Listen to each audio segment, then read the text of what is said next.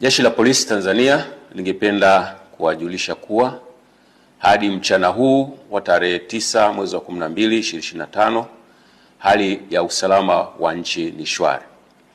Vyombo vya ulinzi na usalama vinaendelea kuimarisha usalama nchini sambamba na kulinda maisha ya watu na mali zao.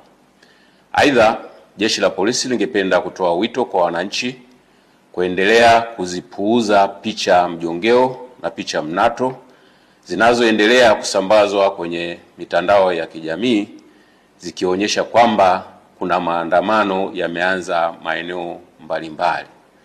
Taarifa hizo sio sahihi. Wanatumia picha mjongeo na picha mnato za matukio ya nyuma kama vile ya tarehe 29, tarehe 30 na tarehe 31 mwezi wa 10 2025. Sambamba na hilo, wenye nia ovu wanaendelea kutumia picha mjongeo za matukio ya nyuma. Kwa mfano, kuna tukio la Juni 2025 ambalo kabila la Wamasai walikuwa wanafanya sherehe zao za jando katika msitu wa Tanapa, lakini imesambazwa kwenye mitandao ya kijamii ikionyesha kwamba Wamasai wameanza kudai haki zao huko jijini Arusha.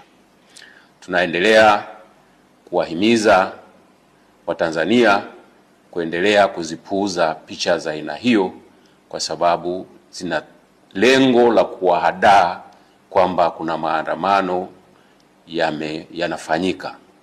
Ikumbukwe kwamba maandamano hayo ambayo yalikuwa yanapewa jina la maandamano ya amani yasiyo na kikomo yalipigwa marufuku toka tarehe 5 mwezi wa 12 2025 kwa sababu hayajakidhi matakwa ya kisheria ikiwepo sheria mama, yani Katiba ya Jamhuri ya Muungano wa Tanzania ya mwaka 1977 na sheria ya polisi na polisi wasaidizi sura 322.